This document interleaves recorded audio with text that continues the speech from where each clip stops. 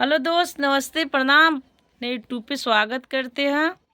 देखिए, एक लेकर आए हैं चुटकुला नाच गीत। अगर आप लोग के चुटकुला नाच गीत अगर पसंद पड़ी तो ये गीत को शेयर करिए, सपोर्ट करिए। अगर नया हो तो सब्सक्राइब करना, लाइक करना, प्यारा सा कमेंट कर बताना हाँ ये गीत कैसा है।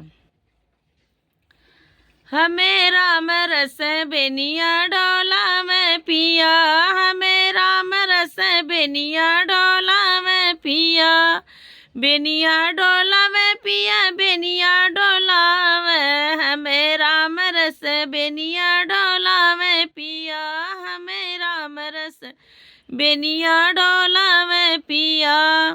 ऐसा न ससुरु कहीं नहीं देखनी, ऐसा न ससुरु कहीं नहीं देखनी, बिना खोखे खे करे चलिया में पिया, बिना खोखे खे करे चलिया में पिया, हमें राम रस बेनिया डोला में पिया, हमें राम रस बेनिया डोला में पिया, राम रस बेनिया डोला में पिया, राम रस बेनिया डोला में पिया, हमें राम रस बेनिया डोला में पिया।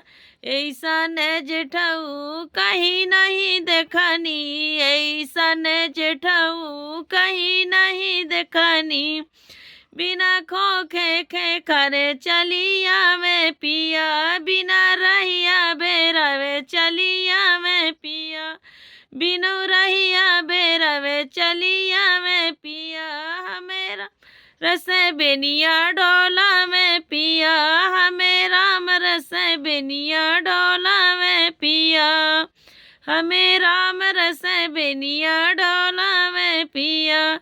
ऐसा ने देवरू कहीं नहीं देखनी, ऐसा ने देवरू कहीं नहीं देखनी, बिना मुस्की मारे चलिया में पिया, बिना मुस्की मारे चलिया में पिया, मुझे राम रस बेनिया डोला में पिया, मुझे राम रस बेनिया डोला में पिया, मुझे राम रस बेनिया डोला में पिया।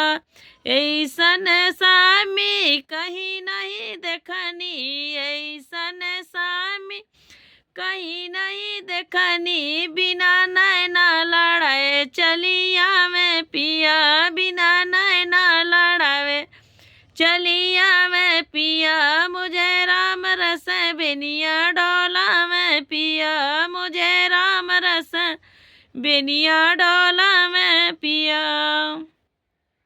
देखिए गीत कैसा, अगर आप लोग को अच्छा लगे ज़रूर शेयर करना।